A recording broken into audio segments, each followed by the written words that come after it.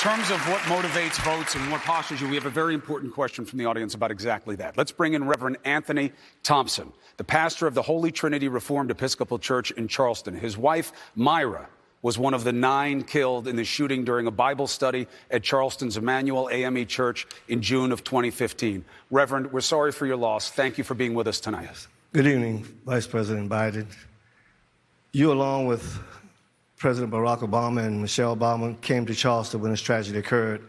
And you directly and personally came to encourage us. So thank you very much.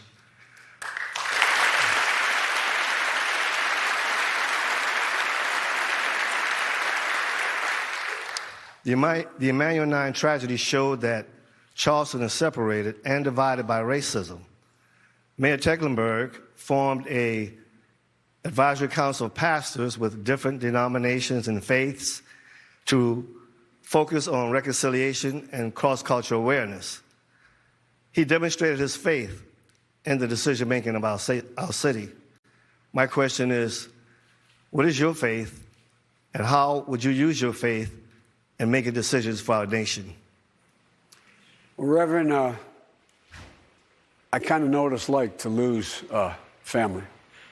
And my heart goes out to you. As you may remember, after Barack and Michelle and I were there, and my family, I came back on that Sunday, the regular service, because I had just lost my son. And I wanted some hope, because what you all did was astounding. I don't know whether you all know this. All those who died were killed by this white supremacist. They forgave him. They forgave him. The ultimate act of Christian charity. They forgave him.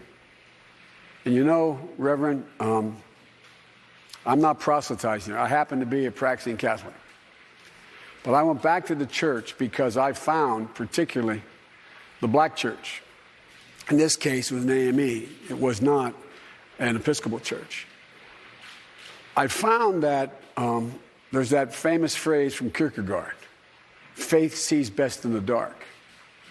I find the one thing it gives me, and I'm not trying to proselytize, I'm not trying to convince you to share my religious views.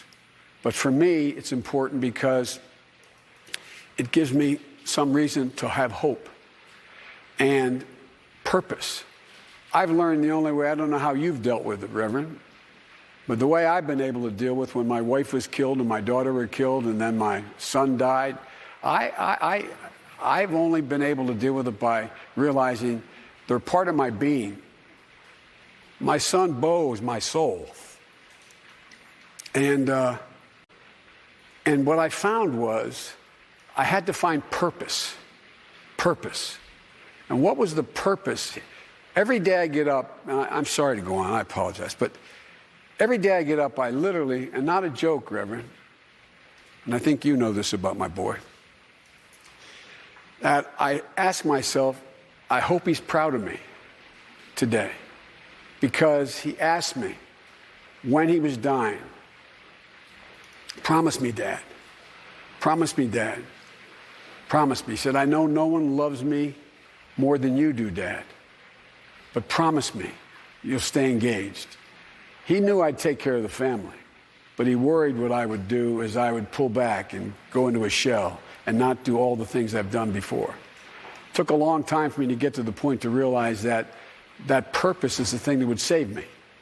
And it has. And every morning I get up and I say to myself, and I give you my word as a Biden, I hope he's proud of me. Hope he's proud of me.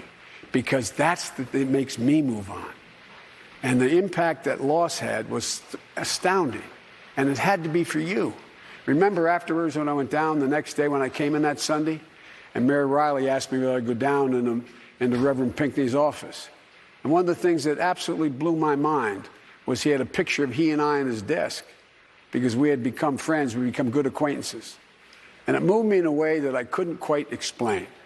But what it did, it made me realize that, you know, to forgive is divine here. What you did, you changed. You brought down that Confederate flag. You're the ones who changed the attitude in this state in a way that was profound. And I think that's how it gets done.